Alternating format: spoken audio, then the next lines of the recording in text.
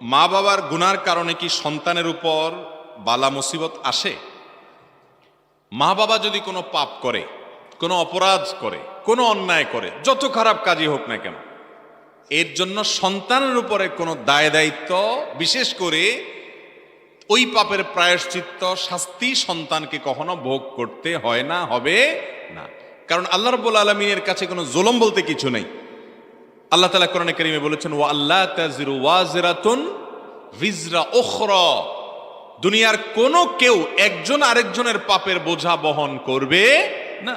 আল্লাহ আরো বলেছেন, ওয়া আল্লাইসা লিল ইনসানি ইল্লা মা সাআ, মানুষ নিজের জন্য যা করবে সে ওইটার বিনিময় পাবে, আরেকজনে কি করলো নেকামল সেটা সে পাবে না। এজন্য কোনো বাপ খারাপ দেখে সন্তানকে খারাপ বলা যাবে না। আমাদের সমাজে দেখবেন একটা বাপ কথার কথা চুরি করছে, হয়তো কোনো একটা আকাম করছে, বাপ তো পরের কথা, অনেক সময় ভাই দূর খারাপ কিছু করছে, তো দেখা যায় ওইটার জন্য ভাইকে ভৎসনা করা হয়, ছেলেকে মানুষ দোষারোপ করে, তার সাথে মানুষ খারাপ আচরণ করে, আছে না নাই?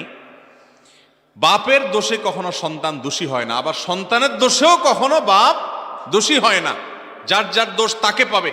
এই জন্য একজনের দোষের কারণে আরেকজনকে লজ্জা দেওয়া, আরেকজনের প্রতি অবিচার করা, জুলুম করা, কোণঠাসা করা, সামাজিকভাবে তাকে হেয় প্রতিপন্ন করা, এগুলো গুনাহের কথা। গ্রামাঞ্চলে এগুলো অহরহ হয়ে থাকে, যে কোনো কারণে ছেলে হয়তো একটা অপকর্ম করেছে, বাপ বেচারা আর কোথাও উঠতে পারে না, কোনো সমাজ তাকে নেয় না, তার সাথে কথা বলে না, আছে না নাই? এগুলো হারাম এবং নাজায়েজ কাজ, এগুলো করা জায়েজ নাই। যার কারণে বাবার পাপ বাবাকে পাবে, মায়ের পাপ মাকে পাবে। আল্লাহর কাছে অ্যাকাউন্টেবিলিটি, হিসাব সম্পূর্ণ আলাদা আলাদা, যার যারটা তার তার। অতএব সন্তানের পাপে বাপকে পাবে না, বাপের পাপেও সন্তানকে পাবে না। তবে হ্যাঁ, কিছু কিছু কর্মফল আছে। বাপ যেরকম খারাপ যদি পথে ছেলেকে পরিচালিত করে তো তার ফল খারাপ হয়, সেটা ভিন্ন বিষয়।